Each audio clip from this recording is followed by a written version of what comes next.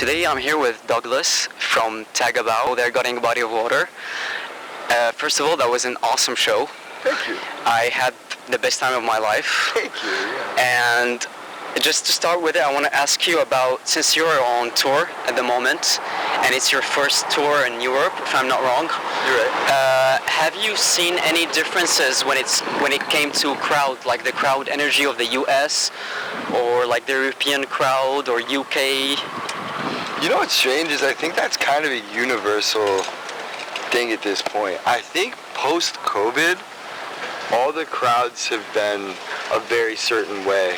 But I don't know. Yeah, I don't really see many differences between the two of them, honestly. Like, I mean, it was London was exactly what I expected. You know, it was like people just standing there, you know, like that. And that's a lot like New York too. It's kind of like when you live in a place like that, that's like an Athens of our time. It's like you need to be impressed by the thing, you know. So, but that happens in the States too, you know. It's hard to get people to move, you know. It just is. It's just hard to, you know. It's hard to get people to move. So.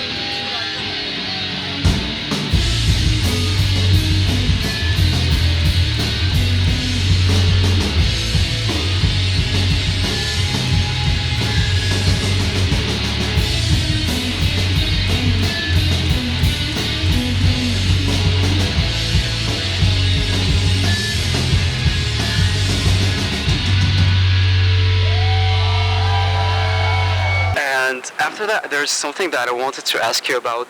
These days, I have seen a lot online about something called genre bending.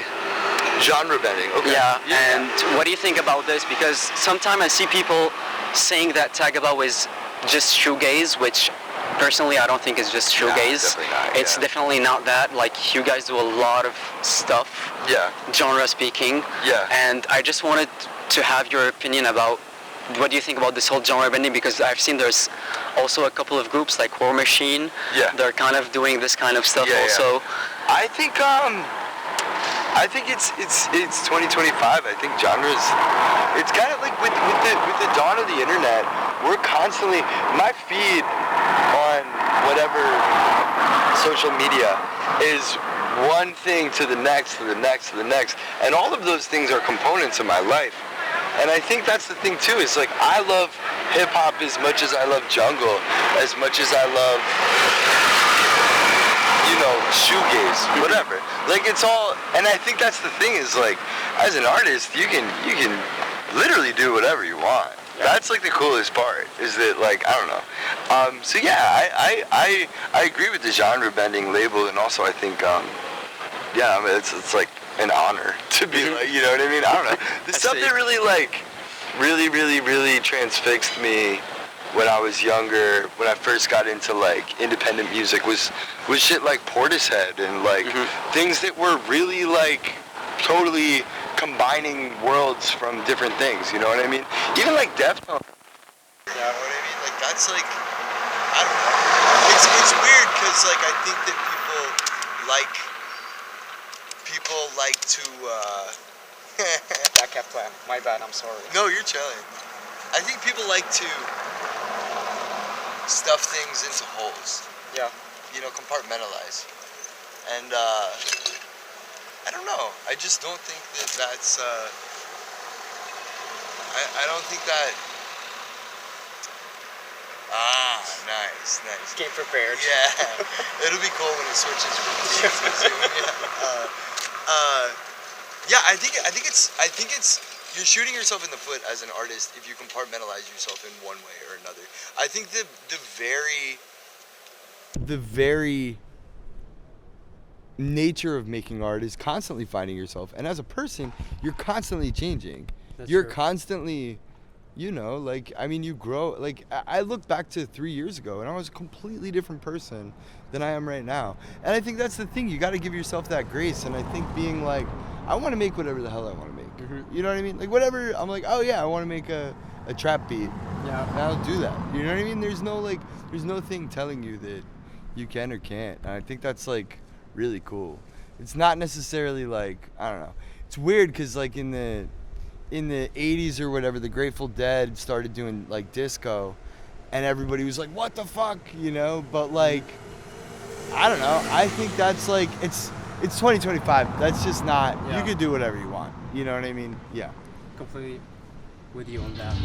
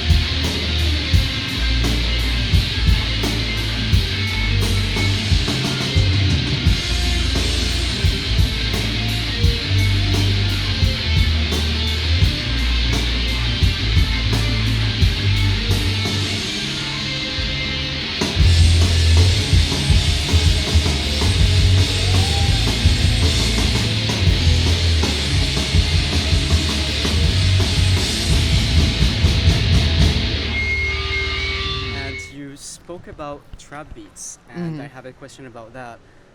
on the SoundCloud of Tagabow, I have seen something called FC Goris. Yeah. And FC Goris, is it another thing of another face of Tagabow? Or? Yeah, I just wanted to make a rap record. I was like, this is fun. I was going through a rough time, and it was an easy way for me to like put words out that weren't veiled in any, I don't know, maybe they are veiled, they probably are, but I mean, it was just like, I just love hip hop. And I was like, I just want to fucking make this. So yeah, it was fun.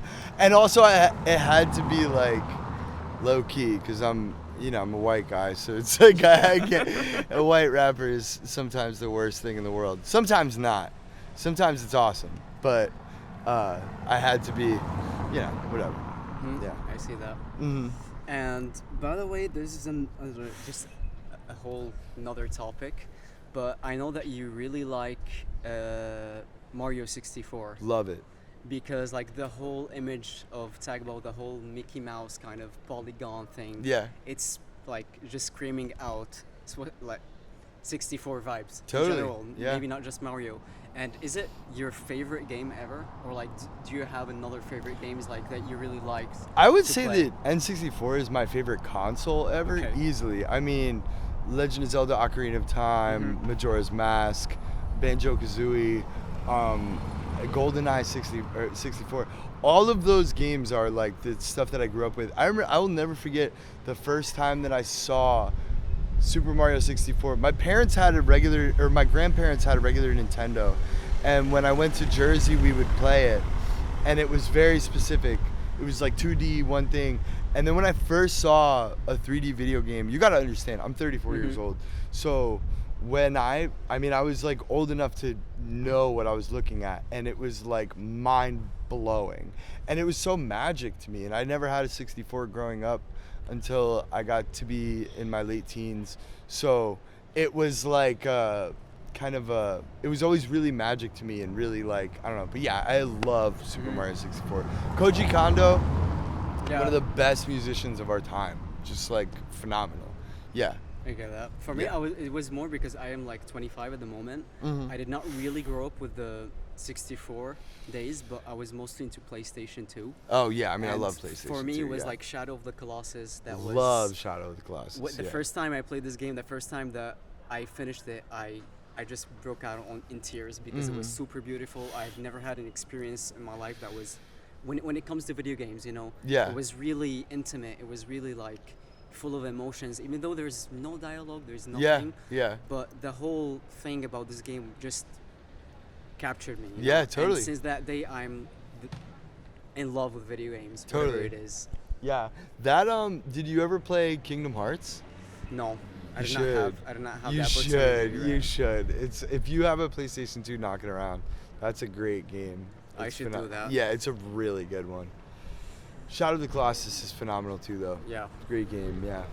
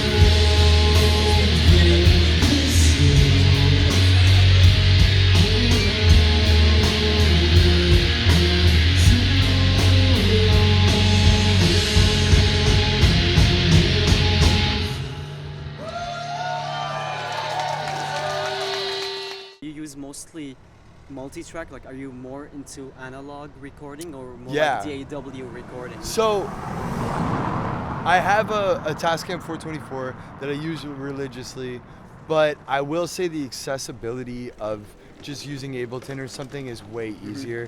You don't have to, like, the punch in, punch out is so much easier. You can warp stuff, you can look at it.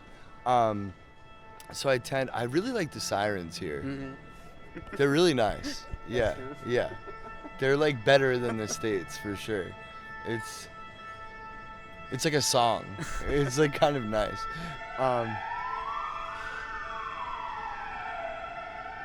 It's kind of awesome. But yeah, so I'll use that, but I really love the tonality of tape. Our next record is all on tape, and I'm really excited about it. It's really, it's just a rock record. It's cool. Yeah. I'm so hyped for that. And that was another question, is like, what I was gonna say, what is next for Tagabow? LP, the next LP. Next LP. Yeah. Because it's I have done. seen some lives on YouTube, like recent lives, like 2-3 months, and I have seen like there was 3 new songs that you guys have played. Yeah, we started playing them out, and then we were like, well, we're coming to Europe. We've never played Destiny XL or Lucky Styles. I never had the chance to. So let's just play those. Yeah. You know what I mean? So when we come back out in February to Europe, we'll definitely play those. Yeah. That's, so cool. Yeah. So cool. My last question for you is a question that you have been asked way too many times. But we all know that you have Julia's Wars. We know how the story started with Julia's Wars.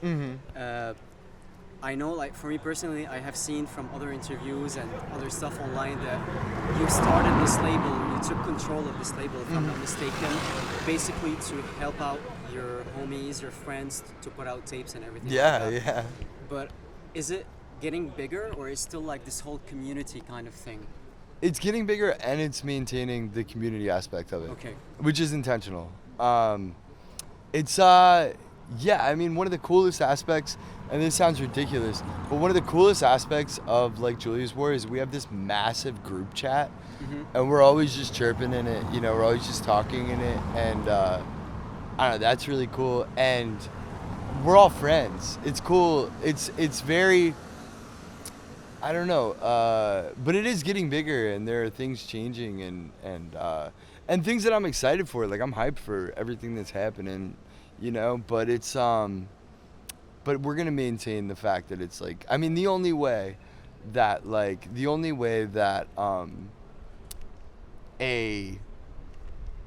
I would work with somebody is if like I'm friends with them, or if I'm, you know, like, and I feel like, or if somebody else is friends with them and they're friends of friends. I think that's kind of, and that's not like, I don't want to gatekeep anything or anything like that. I just want to like know who I'm working with. You know what I mean? Like, I just want it to be like, I don't want it to be some faceless person in the sky.